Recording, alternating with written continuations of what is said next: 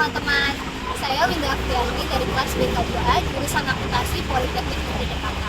Kali ini saya akan mereview sebuah buku dalam rangka pembentukan tugas akhir semester 2 mata kuliah Pendidikan Pancasila yang diampu oleh Bapak Muhammad Yusuf Kala.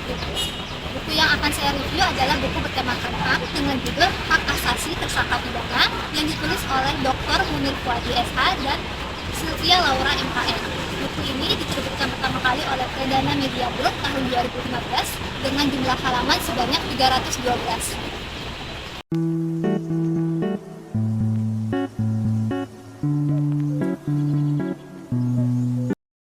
Dengan notes utamanya yaitu kemerdekaan, individu, dan hukuman pidana. Pada bagian ini membahas konsep apa yang mendasari hak tersebut dan bagaimana kedudukan tersangka. Dalam bab ini menjadi bekal untuk para pembaca untuk menyelami bab-bab selanjutnya. Yang adalah hak-hak tersangka untuk dibela oleh advokat. Selanjutnya hak tersangka untuk diam, hak kriminalisasi diri, dan hak-hak miranda. Di pertengahan buku ini terdapat bab yang kembali membahas dasar bekal, salah satu ilmu yang mengenai doktrin hukum tentang undang-undang yang tidak berlaku surut. Ini berarti bahwa undang-undang tidak dapat diterapkan secara menyeluruh untuk peristiwa yang terjadi sebelum undang-undang tersebut berlaku. Selanjutnya, buku ini kembali membahas lanjutan hak-hak tersangka tersebut, yaitu pada bab 5-nya ada pembahasan hak untuk bebas dari hukum yang kejam, lalu bab selanjutnya ada hak tersangka atas prinsip praduga tidak bersalah. Lalu kembali lagi buku ini membawakan satu bab yang berisikan teori hukum tentang anti penggadaan nebis indem dan res judicata.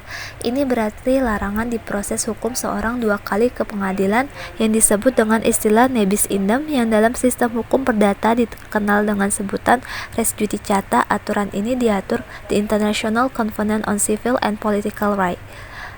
Yang dibahas buku ini adalah mengenai hak tersangka untuk tidak disadap, dijebak, atau diperlakukan sewenang-wenang.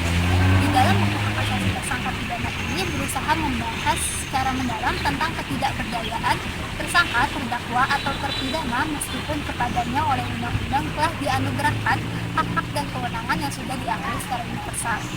Penulis membawa visi misi melalui buku ini yaitu untuk menyadarkan setiap insan penegak hukum bahwa tersangka pidana itu adalah manusia yang juga memiliki hak-hak sesuai dengan harkat dan martabat manusia yang wajib dilindungi oleh hukum.